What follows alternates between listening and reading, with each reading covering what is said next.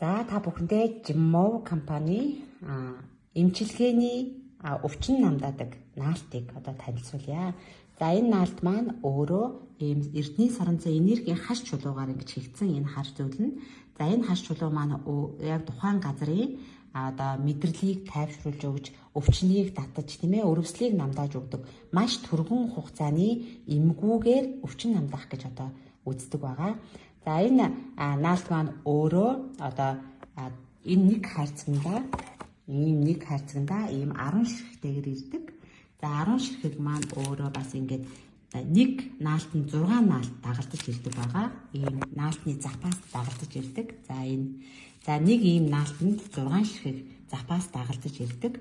За энэ чулуу маань өөрөө эмчилгээний чанар өндөртэй байдаг учраас одоо жишээ нь хоолоо өвдлөө гэхэд хоолойныхаа яг энэ түнхнийхээ хоолойныхоо яг энэ өвдөж байгаа хоёр хэсэг дээр наачхад эмгүүгээр хоолоо өвдөх нь гайгүй болдог. Эсвэл их эдээтэй байх юм бол өөрөө ингээд эдээ нь хохорч очоод амаараа гаргадаг жишээний хүүхдэд хүртэл нааж болдог.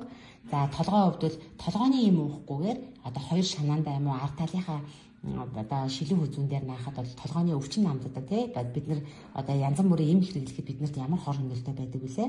За мөн одоо өвдөгөндөө ходоод өвдвөл ходоодондоо нуруу өвдвөл нуруундаа тий гар шилэв одоо хөл бархаал өвдсөн газараа мөн хөлний одоо ургасан ясанд хүртэл наахад маш хурцтайгаар ясны ургалтыг зогсоох ч юм уу өвчнийг намдааж өгдөг ийм гайхалтай наалт байдаг байгаа.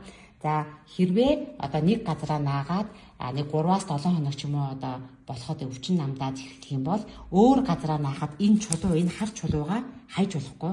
Хар чулуугаа усанд хонуулаад энэ наалтан дээрээ наагаад ахиад өөр газараа юм уу өөр хүнд нааж болдог учраас удаан хугацаагаар бас хэрэглэх боломжтой, давтамжтайгаар хэрэглэх боломжтой байдаг байгаа.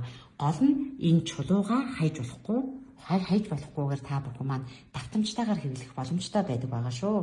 Jimmo компани наалттай үргэлж хамт байгаарай. Гэрийнхаа эмийн санд үргэж бэлэн байлгаарай. Эмгүүгээр өвчин намдах бүрэн боломжтой одоо мэдрэлийг тайвшруулдаг гайхалтай наалттайгаа хамт байцгаарай.